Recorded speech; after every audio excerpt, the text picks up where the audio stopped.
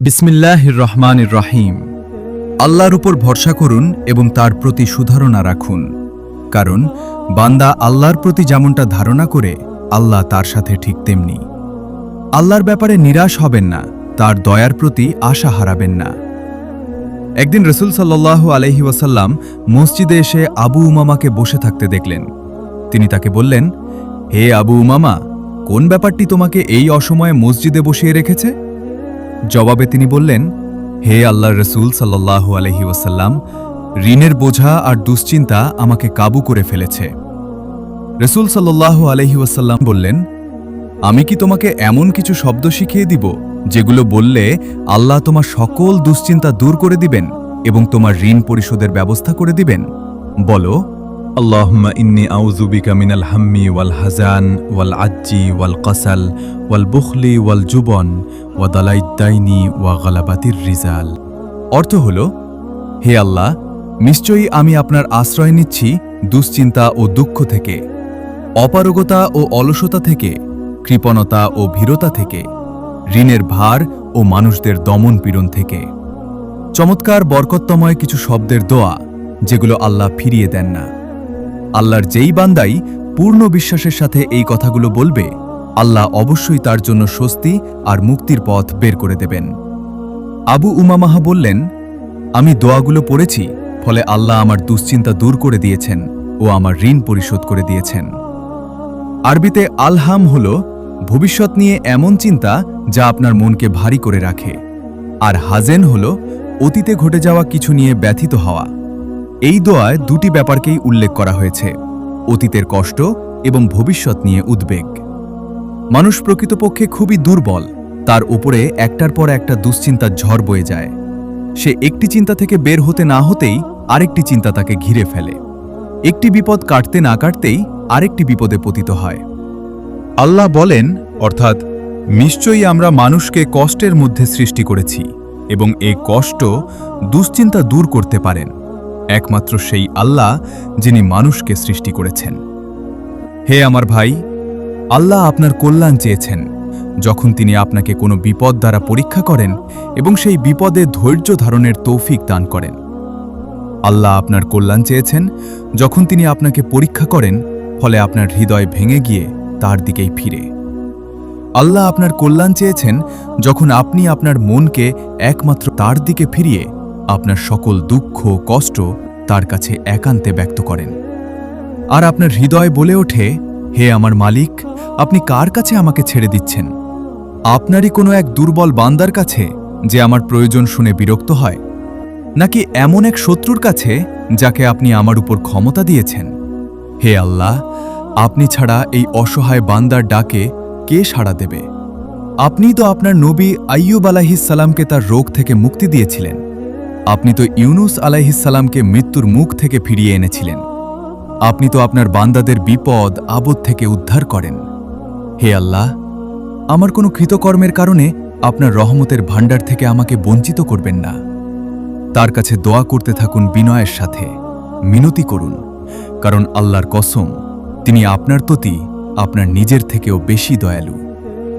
যখন বান্দা হৃদয় থেকে আল্লাহকে ডাকে আর তার অবস্থা এই যে নানান দুশ্চিন্তা তাকে ঘিরে রেখেছে, তার শরীরে কোনো রোগ হয়েছে কিন্তু কোনো চিকিৎসা তার কাজে আসছে না, অথবা সে তার স্ত্রী পরিবার বা সন্তান সন্ততি দ্বারা কঠিন কোনো পরীক্ষার সম্মুখীন হচ্ছেন, এমনকি তার এই অবস্থা হয়ে যায় যে যখনই সে হাসে তখনই কোনো না কোনো এক দুঃখ এসে তাকে কাঁদায়, অথবা কোনো দুশ্চিন্তা তার অন্তরকে মেঘাচ্ছন্ন করে দেয়। বান্দা যখন এই অবস্থায় পৌঁছে একাগ্রচিত্তে আল্লাহকে ডাকে, এটাই হল আল্লাহর পরীক্ষার মূল উদ্দেশ্য। কারণ এই পরীক্ষার লক্ষ্যই হল আপনি আল্লাহর দিকে ফিরুন। পরীক্ষার লক্ষ্য হল এই যে বান্দা একমাত্র আল্লাহর কাছেই তার কষ্টের অভিযোগ করবে এবং তার কাছেই ফিরবে, তার মহত্ব স্মরণ করবে। যদি আপনার ঋণের বোঝা অনেক বড় হয়ে থাকে, তাহলে জেনে রাখুন যে আল্লাহ আপনার ঋণের চাইতেও বড় এবং সকল কিছুর চেয়ে বড়। যদি আপনার পরিবার, স্ত্রী, সন্তান, কন্যা নিয়ে কোনো দুশ্চিন্তা আপনাকে কাবু করে ফেলে, তাহলে জেনে রাখুন আল্লাহ আপনাকে শুনছেন, তিনি আপনাকে দেখছেন।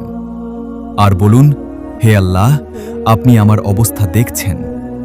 আপনি আমার দুর্বলতাও জানেন, আমার প্রয়োজন বোঝেন। হে আল্লাহ, আমি আপনার কাছেই ফিরছি এবং আপনার কাছেই আমার কষ্টগুলো বলছি। হে আল্লাহ, আমি শুধুমাত্র আপনারই সাহায্য চাচ্ছি এবং আমার সকল বিষয়ে একমাত্র আপনার উপরই আস্থা করছি। আপনার কাছেই আত্মসমর্পণ করছি। আপনি যদি এই দোয়াগুলো দিয়ে বিপদের মোকাবেলা করেন, আপনি অবশ্যই সেই বিপদ থেকে মুক্তি পাবেন। আপনার কঠিন দায়িত্বগুলো সহজ হয়ে যাবে। আল্লাহ যখন আপনার কষ্ট লাঘবের সিদ্ধান্ত দিবেন, তখন আপনার বিপদ থেকে এমনভাবে মুক্তির পথ বের হয়ে যাবে যা আপনি কখনো কল্পনাও করেননি। যখন কোনো বান্দার জন্য দুনিয়া সংকীর্ণ হয়ে আসে, বিশেষ করে যখন আপনাকে মানুষ পরিত্যাগ করে, এবং বিশেষ করে এমন কেউ যার উপর আপনি আস্থা রাখতেন কিন্তু সে আপনাকে নিরাশ করেছে, আপনি আল্লাহর পরে তার উপরে আশা রাখতেন অথচ সে আপনাকে লাঞ্ছিত করেছে, সেই সময় জেনে রাখবেন যে আল্লাহ চাচ্ছেন আপনি তার শরণাপন্ন হন। এই পৃথিবীর সবচেয়ে সুখী মানুষ হচ্ছে সে যে আল্লাহর দিকে তার মুখ ফেরায়। এই পৃথিবীর সবচেয়ে সুখী মানুষ সে যে আল্লাহর কাছে তার হৃদয় সমর্পণ করে। তার চাইতে উত্তম ধর্ম কার? যে আল্লাহর নির্দেশের সামনে তার মস্তক অবনত করে এবং সৎ কাজে নিয়োজিত থাকে।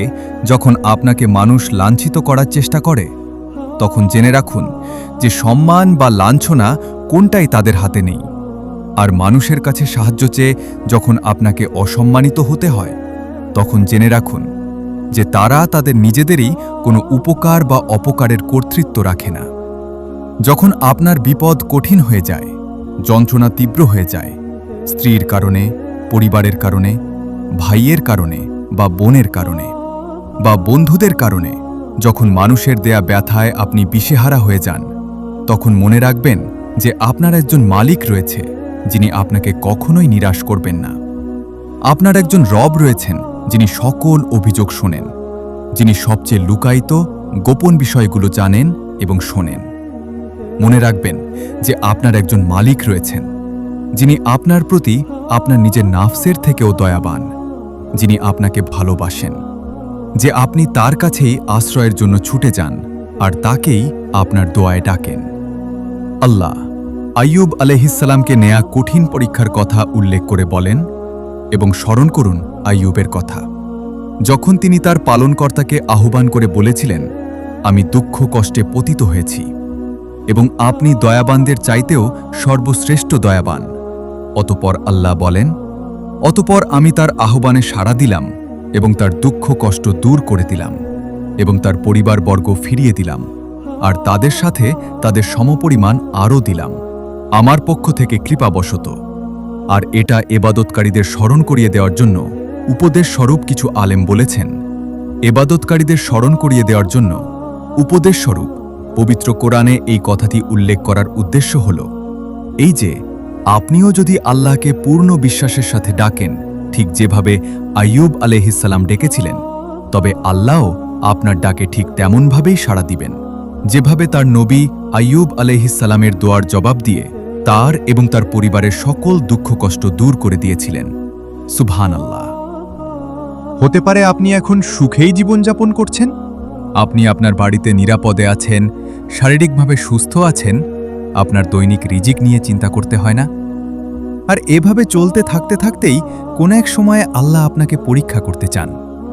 ফলে আপনি দেখেন যে আপনার উপর একটার পর একটা বিপদ মুসিবত এসে আপতিত হয়, ঋণের বোঝা চতুর্দিক থেকে ঘিরে ফেলে, অবশেষে আপনার সুখের জীবন হয়ে ওঠে কষ্ট আর দুশ্চিন্তার সাথে এক দৈনন্দিন যুদ্ধ।